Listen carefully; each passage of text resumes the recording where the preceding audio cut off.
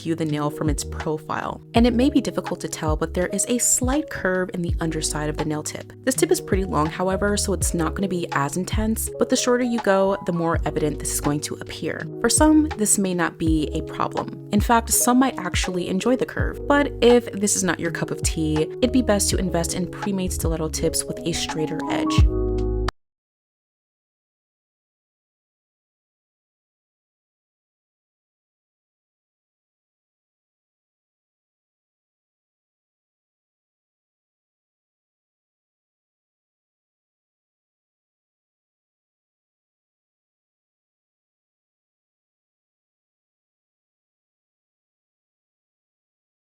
Meaning that if I follow the direction of my actual nail, they're gonna look pretty insane, I'm not gonna lie. To make up for this, I have to align my nails in a way that compensates for the misdirection of my nails. And usually this just means applying the tips with my hand facing outwards instead of facing towards me. And after placing down crooked nail tips hundreds of times,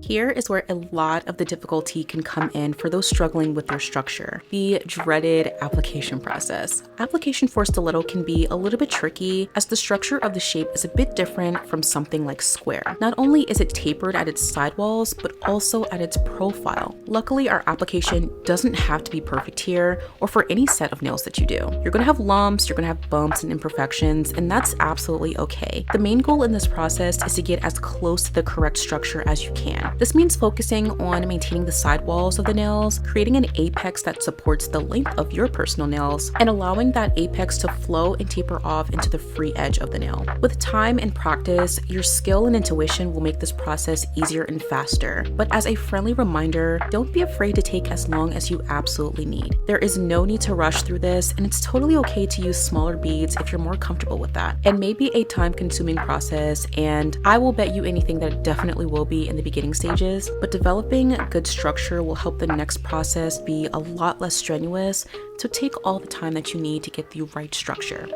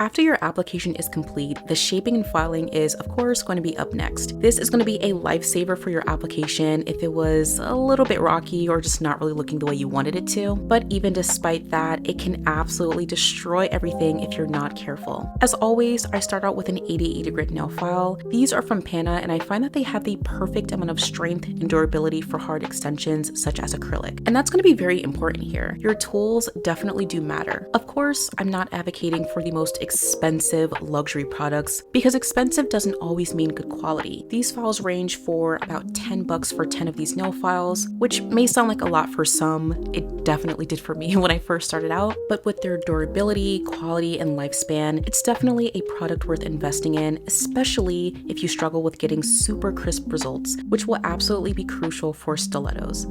We'll be starting by correcting the sidewalls of these nails first. Because our tips were applied correctly and we tried our best to maintain the sidewalls during the application, this is going to be a pretty straightforward process. I'll be going back and forth on either side, pausing in between to check my progress, as well as flipping my hand periodically to make sure things are still looking symmetrical.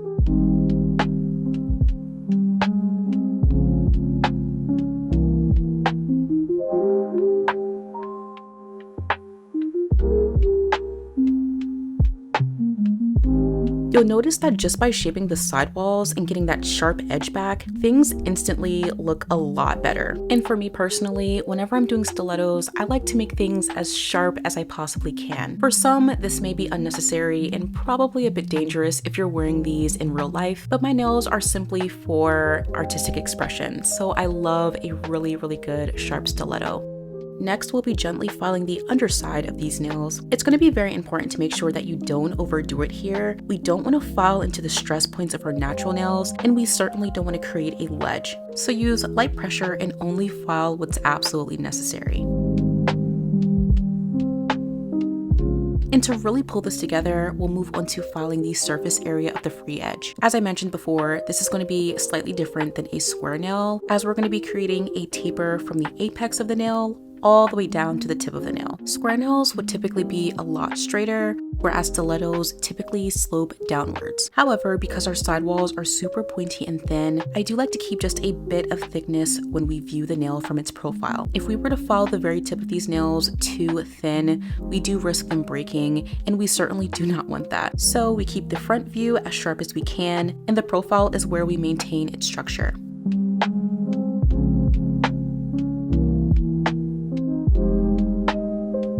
Next, we'll move on to the cuticle in the apex area. As with the entire shaping process as a whole, this is going to be more of a corrective step, so we won't be doing too much here. Our main goal is to seal the cuticle and make it flush with our natural nail underneath.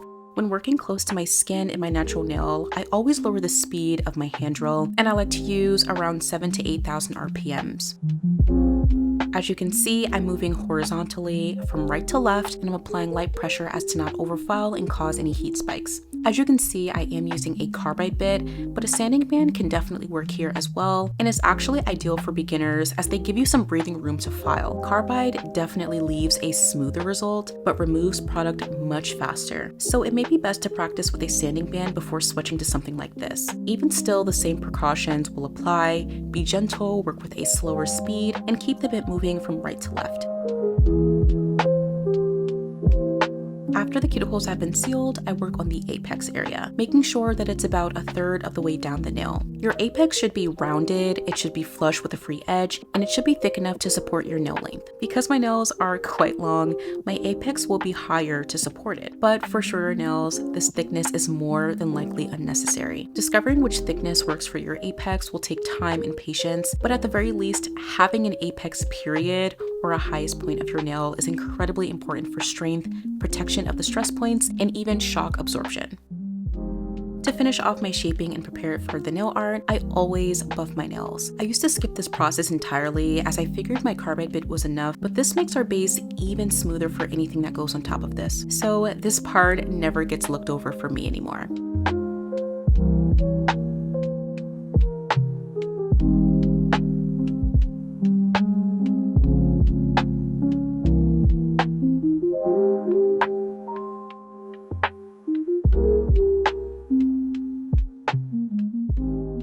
And now, here's where we usually get into the nail art. For simplicity's sake, I'll be closing this off with a single layer of top coat. But the most important thing to remember during the nail art is that your gels should be applied in thin layers as to maintain the sharp and crisp stiletto shape. In some cases, you are going to be doing intricate designs, and they're definitely going to require multiple layers, and that can get bulky very quickly. Thinner layers aren't necessarily going to get rid of that possibility entirely, but they can prevent it from getting out of control.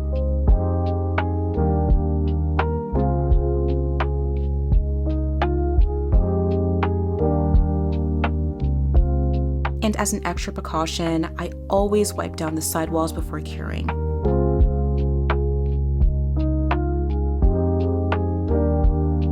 As you can see, my stiletto shape has been maintained and things are looking nice and crispy.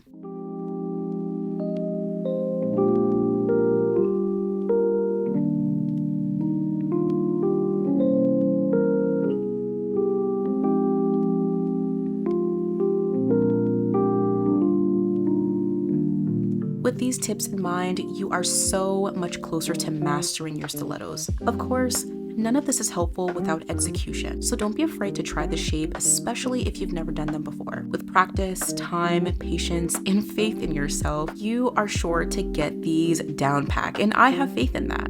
And with that, I hope that you found this to be helpful. If you'd like to see more videos like this from me, be sure to let me know down in the comments. But that is all that I have for you guys today. As always, I want to say thank you guys so much for tuning in today, and I will see you guys in the next one.